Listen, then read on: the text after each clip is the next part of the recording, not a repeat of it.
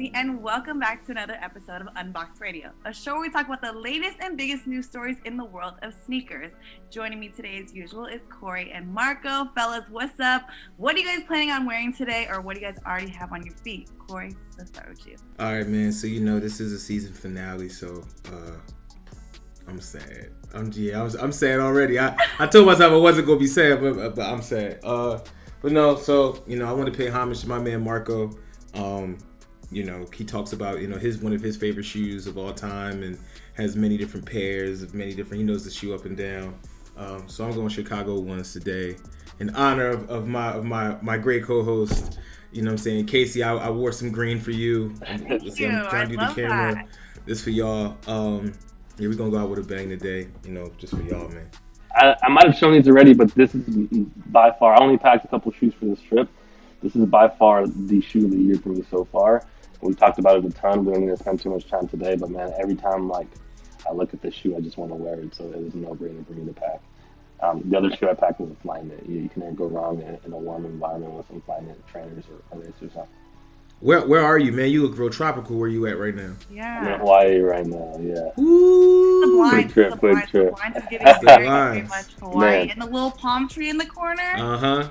The SOleSavy money is long. No, it's not like that. Quick trip. Okay, well, no one asked me, but I have what's on today, just very casual, I had to do a little light flex at the end of the because I don't always show what I have on my feet, but this is what I will be wearing today. I low-key want to put the pink laces in them, but I don't know about you guys, but the one thing I hate is lacing up my sneakers. Unlacing and lacing sneakers is the worst thing ever.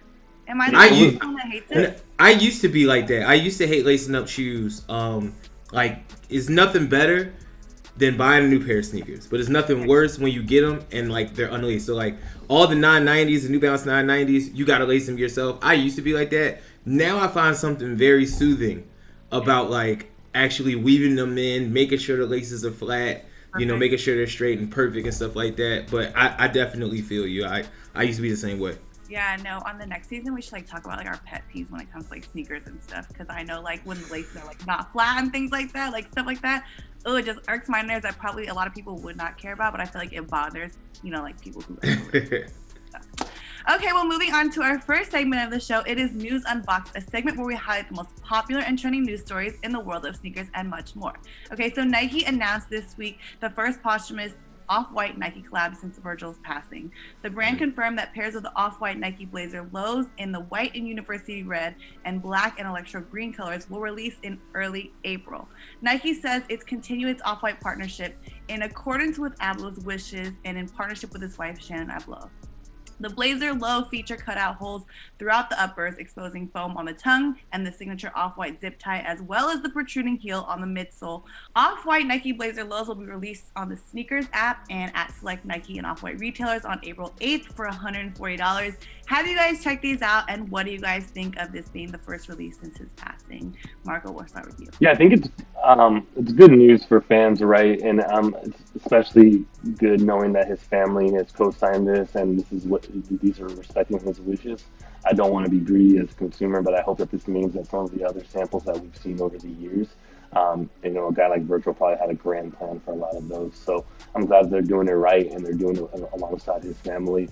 The shoe itself, I'm a big fan of a lot of the off-white stuff. This one is a little too far out for me, but man, I'm just happy to see this happening. This is a big week where we've been able to turn some really tragic passings with Kobe and now Virgil into a little bit of good news for fans and people that love his design mind. And I'm excited for anybody who gets to have these because it's going to be a special pair because of that. Yeah, same. I think that we've seen over the last couple of years some of we've been fortunate to have some of the greatest minds just kind of create things for the people, right? Whether it's Kobe within basketball, Virgil obviously just within fashion and culture, and they're obviously with their untimely passings. There was a lot of what ifs. There was a lot of we don't know what was planned in the future. I'm pretty sure that Virgil, just with his genius, had a bunch. To say he had a bunch planned was probably an understatement. So I'm very happy that they're choosing to continue this. kind of like what Marco said, these are a little bit too busy for me. But I do see that, obviously it gives the people a chance to kind of keep Virgil's name alive. And the fact that it is in conjunction with his family, I think it's only going to show, what's left to come. Again, I can only imagine what designs we've seen, some samples and stuff like that. Hopefully we see those down in the future. But, this is really good by Nike to kind of, ladder back with two of their champions. Actually, and obviously as we lost them so soon, to ladder back to them and still be able to, provide them for the world. So still staying on the topic of Off-White and good news, the U.S. Patent and Trademark Office officially awarded Off-White the trademark registration for the use of its red zip tie mark on footwear. The brand was battling for over 4 years to try and get this zip tie trademark, but was denied several times by the USPTO.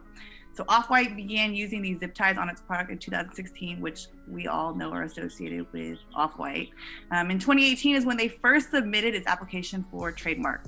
In the initial application, Off-White wanted all of their products with zip ties to be trademarked, but they eventually just chose for it to be trademarked on footwear. What do you guys think of this finally getting approved? Cory, what do you think? I mean, I think that in the world of sneakers nowadays, where we are seeing so many, knockoffs, both, blatant and, subtle, anything that can be used to kind of, separate yourself from the rest, I think is important. I never really kind of like the zip tie, but, it is one of the things that I've seen people that do wear, like a lot of the Off-White collection and stuff, they really like emphasize like, yo, you see I got the zip tie, fam. So I mean, I think it's dope. I think it's something that kind of, separates them. It allows them to say like, hey, the red zip tie, is it just off color or is it just it's all zip ties? If I'm not mistaken, I think it's just the red zip tie on. Okay. Yeah, so I mean, it allows people to kind of say like, for Off-White to say, hey, this is, our thing. And, this is us. And, I mean, it gives them an idea of how to separate themselves from the rest of the pack. Yeah, well, my first thought is it's kind of sad that we have to trademark something like this because it's so attached to Off-White. Like, if you were another brand, why would you even do that? But then again, I know that when it comes to ripping and copying other brands, like, there's not a lot of shame in this industry. So it's kind of weird to, because, I don't know if Nike ever had to trademark like the hang tag, right? But it was kind of like something like, it's whatever, it's a hang tag. Zip tie is very distinct. So if you're another brand thinking about doing this and then being like, oh man, it's trademarked, I can't do anymore, maybe you should take a step before that and say, why don't we create something new? I'm like Cory, I don't really like rocking the zip tie on me. I think it's a cool accessory and I like that it's a part of it, but it's interesting that it has to be trademarked. That means that there was other brands out there trying to put zip ties on their shoes. It's like, yo, just do better. And it's a zip tie. This has been around forever. Right? He made it cool when he made it a staple in his footwear. And I think this is more of a sign to everyone else, man. Like, let's go find some new stuff to make your particular brand or brand sign your own and not copying people. But I think it's good news. See, that's crazy. I love the zip tie on the sneaker. Like, obviously, I'm not a fan of like that like StockX tag on any sneakers, but like I love the zip tie on the Off-Whites. I don't know, something about it is like that extra little piece hanging off. I don't know. But yeah. Okay, so I feel like this week of like Unboxed news, like everything is just like really good and positive. And so another positive here, Jordan Brand introduced this week its Global Women's Collective program. So the brand picked out 33 women in multiple cities around the world to participate in this campaign. I seen an image and it's so powerful, like the women that were on the forefront of this. It was almost like inspiring. The collective includes members from cities like Los Angeles, New York, Chicago, Paris, Shanghai, and London. The mission is to help revamp the entire women's apparel line and more. So Jordan Brand will highlight the new women's collective via stories on the Nike app. And I also read something too, that the 33 women that are participating right now, there will be like another like wave of this, and they will get to nominate the next women that'll be part of this collective, which I think is really cool, and hopefully they'll expand to other cities, because I think that for this one it was like limited to, if I'm not mistaken. Cory, what do you think of this new collective program? Yo, so first off, I just want to say this is big. This is really dope. I happen to know a couple of the members a part of this inaugural class, so shout out to Lacey, shout out to Jordan, shout out to Quinn, shout out to Yaya. those are 4 women that all do very, very amazing things in the realm of shoes. And those are 4 women that have all kind of wanted to put on and kind of call to task, improvements in the sneaker game when it comes to women's footwear and women's clothes. So the fact that Jordan not only decided like, hey, this is something that we need to invest in, this is something that we need to pay attention to and we need to make change, but they also reached out to people that have been leading the charge, specifically within themselves, creating community, where they're from. I think it's really, really, really dope. I think it's really cool. Since 2018, when Jordan Brand relaunched its women's category under the leadership of Andrea Perez and a bunch of other talented people at the brand, they've just been on fire when it comes to the shoes, the collaborations, and obviously now with the partners they're working with. I think this is a great group of women to help usher that new chapter forward for Jordan Women's. I think it's interesting that it's specific to apparel. I'm sure it's not limited to apparel, but specific to apparel, because that's a market that every brand wants to be in. It's a huge open lane right now. There are a lot of other athletic brands that are eating in that space. So for Jordan to really put more effort into trying to grow that, I think is going to pay off big time. And you can't go wrong when you're picking the people who are actually the tastemakers of this culture. Absolutely. I think Nike has taken a lot of initiative with, like what you said, is like getting those voices heard before anything. And so I'm obviously anything women's, as you guys know, I'm super excited. So I can't wait to see where that goes. Okay, so moving on to my favorite segment of the show. It is Drops of the Week. This is a look at some of the coveted sneaker releases of the week. Are these kicks a buy or a pass? So first up, we have the Air Jordan 1 High 85 Georgetown. Releasing Saturday, April 2nd at $200. There's a faint gray upper with like navy blue overlays, exposed foam on the tongue. The shoe pays homage to Michael Jordan's opponent in the 1982 NCAA National Championship, the Georgetown Hoyas. Are these a buy or a pass? Cory, you're already telling me with your head, so talk to me. So, I mean, listen, I love this shoe. It's funny. I think it actually kind of bucks 2 things that I've spoken about against this season. More, I know we've seen a silhouette of this, but I'm kind of weary about, new colorways on classic Jordan silhouettes, but also I've always spoken out against like the aging of a shoe without the aging of a shoe. Clearly this shoe does both, and does both very, very well. If the odds are in my favor, I can get, an 11.5 in these, but nah, this is an instant cop. I don't necessarily know if it's going to be one of the shoes of the year. I need to see them in person, but I mean, like, just from eye test wise, like, these are a good joint for real. Marco, are you gonna like do this again for like the last episode? So actually, right. So actually, well, I have them on my hand, and they are actually. Are these a buy? No. I wish, but I am hoping to get these. I love the silhouette. This is the 85 remake that was debuted a couple of years ago on the New Beginnings, and then it went on to the reverse breads, and then last year the neutral gray. So it's that very specific to 85 cut. It's higher. The leather's a little rougher. The toe box is different. The wings logo is a little different. You have the aging. So the nerd side of me who loves 85s has tried to collect the colorways of this particular silhouette that I like the most. And I like when there's a new colorway that looks like it could have came out with the original batch, right? Mm-hmm. This looks like this could have been an 85, 86. There's only a few colorways to be able to break that. This is one of those where you look at it, and if you, to somebody who wasn't maybe a historian, they would believe you that this was an original colorway from back in the day. I mean, I would definitely, if I can, would love to cop these. I really just like, I don't know, that exposed foam on the tongue. I love it. That small little detail. So yeah, instant cop for me if I could. And this is me living in La La Land, right? Okay, so the next sneaker we have on the list is the Nike Dunk Low Halloween. This is releasing today, April 1st, at $110. There's white leather upper with black leather overlays covered in glow-in-the-dark illustrations of spooky sets of eyes, glow-in-the-dark outside, orange swoosh. Are these a buy or a pass? Marco, you're shaking your head, but I don't know what you're going to tell me. Well, I'm saying it's a Halloween shoe coming out on April Fool's Day. Like, yeah. Are we sure this is actually dropping? It doesn't make any sense with the colorway. I think these look cool. I'm not like one of those like collectors or people who go crazy over like holiday-specific shoes, like Christmas and Halloween ones. I don't even know if I own a Halloween shoe, to be honest with you, but I think this one looks nice. I'm probably not gonna kind of go for it, but I can imagine that it's gonna be popular. I know people love those holiday shoes, so looks cool. I've never been someone that has been very specific on holiday shoes, with the exception of Valentine's Day back in like the 2000s. Like those Valentine's Day joints are hard still. Even the old school, I think they were the Dia de los Muertes. I think Forces, if I'm not mistaken, back in the day were really cool.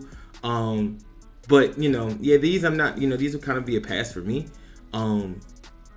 April. The fact they come out on April Fools, I'm very leery about any news that we get that something is happening on April Fools, just because it's like, So I don't know. This would be a pass for me though.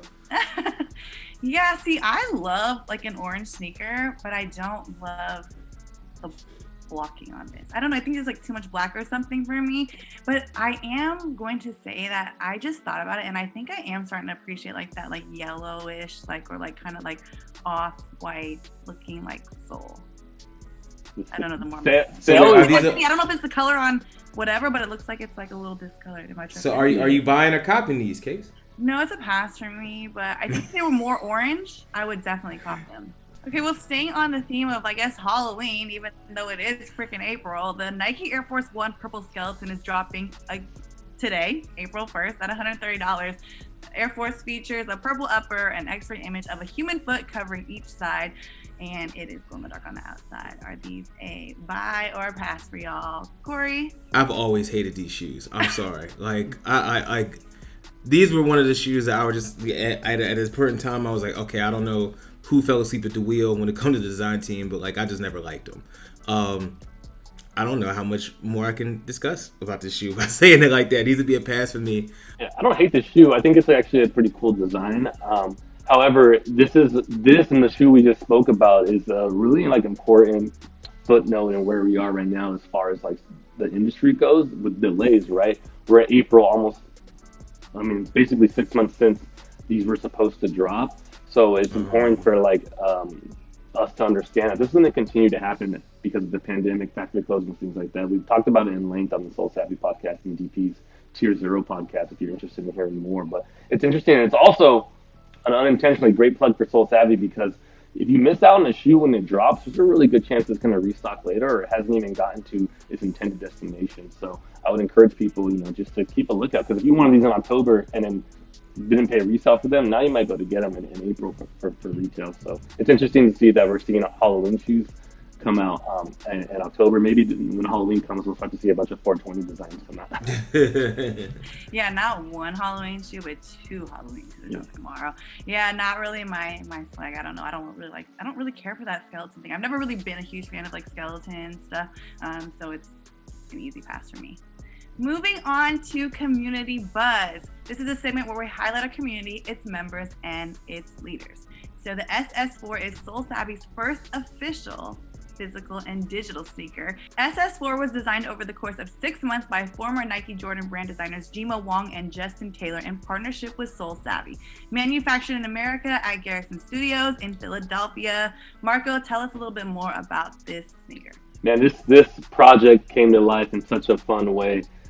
It was my first month on the job at SOleSavy last February, and DP and I were just kind of spitballing about, ideas that we could do in the next year. Keep in mind, we had like 10 employees at this time, so it's a lot different company than it is today, and in a positive way. But and I had connected with an old colleague of mine, Jima Wong, who was the former design director at Jordan Energy. So when you think about every major collab in the last 5, 6, 7, 8 years, from Off-White to Cause to Travis Scott to just anyone you can think of on the collab high heat front, he was the design director for that team. And him and some other designers weren't at Nike anymore, so I reached out and said, what if we can give you the opportunity to design a shoe from scratch, and then we'll release it in a way that we think is innovative, directly to the consumers that we believe deserve it, right? So SOleSavy members will get first dibs.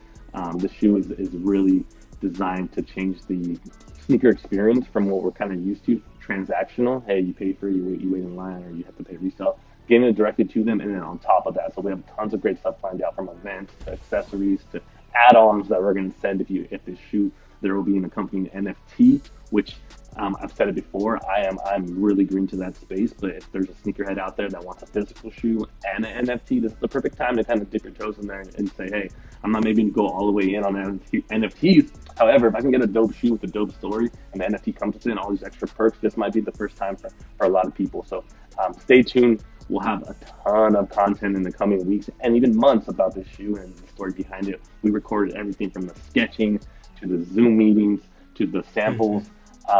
Again, it was made in Philadelphia at Georgetown Studios.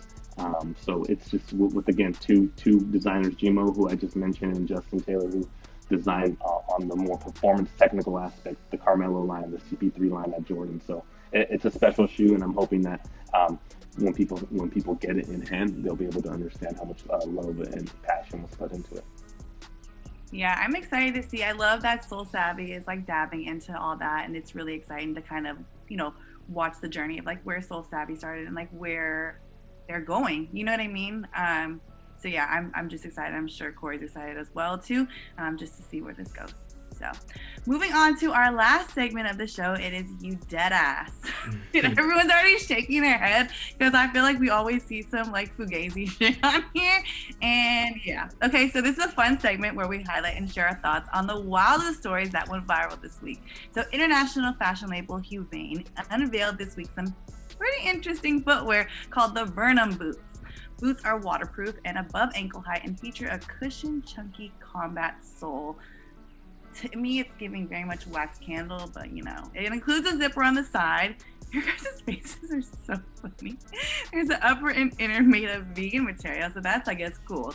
And these boots are retailing at, drumroll please, $2,000. What do we think of these?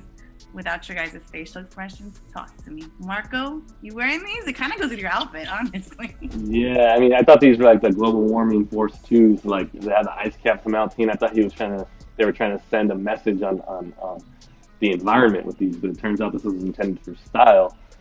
And man, if that was the case, then I might not know much about that, because these are some real interesting shoes here. I'm trying to imagine the outfit. However, like every shoe that we've seen in here, there were a few NBA players that I can see wearing these, and a few entertainers. So I think we live in this era right now of style that is like, I appreciate the freedom, but we also are in an era where people are like, how over the top can I go? Which to a certain extent has always been style, but the social media has made it more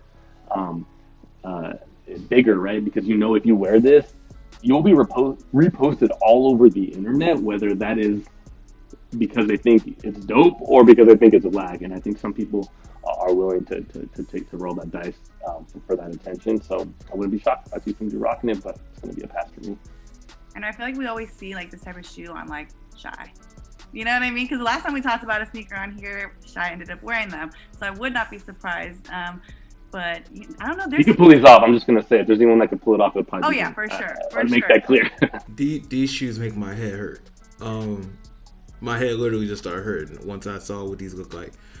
For those who don't know, when we record these shows, more times than not, we don't know like the images we're going to see. So these natural reactions that we're actually getting, I don't know what I'm looking at. I was about to curse. I'm just not going to do that. I don't know what I'm looking at right now. They do look like someone burnt 2 cheap candles from Marshall's and put them into a shoe silhouette. And also, I've realized that, like you guys have said, the shoes that we talk about on You Deadass, we say a bunch about. But then I live in New York City. If you go to Soho, you are going to see someone with them. I have not seen someone with those abominations from Saint Laurent we talked about a couple weeks ago. But I happened to be in Soho this past weekend for an event that I DJ'd, and I did see people running around with those, what were they, the Balenciaga, like the Destroyers, the tire shits. I did see people with them. So clearly the world knows something that we right here at Unboxed Radio might not know. These, I just feel they make my feet hot. Like I feel like my feet would be hot wearing these. Like it doesn't look like there's any insulation. I would love to talk to the designer to kind of figure out what the inspiration was behind these, but these look like your feet if you got frostbite. Very much science project. This looks like something that the guy would have had in his house in that episode of ATL or in the episode of Atlanta last season when he was in the scary mansion. My head hurts. But shout out to whoever the brand is and the $2,000 price tag. You know, I don't know if we're gonna see these on Shy because the season's about to end. But you know, we may not see him in the tunnel. But I mean, more power to whoever wear these, man. Actually, you know, if you can, send us pictures. Send us pictures to Unboxed Radio and send us pictures of SOleSavy if you wearing these, and we got to figure out something we can give you or something, because this is wild. Well, we did have to go out with a bang, and I'm not going to lie, I was trying to drag this episode because sadly this is our final episode of season 1, but we will be back with more sneaker content and news in the near future. So for now, make sure you guys keep it locked in with SOleSavy on the latest releases, and again, we appreciate you guys so much for tuning in with us all season. Thank you so much for watching Unboxed Radio. I know I speak for Cory and Marco when I say that we appreciate everyone that has tuned in throughout the season, left comments, liked, and subscribed. Thank you, and until next time, we out. Peace, y'all. Peace, y'all.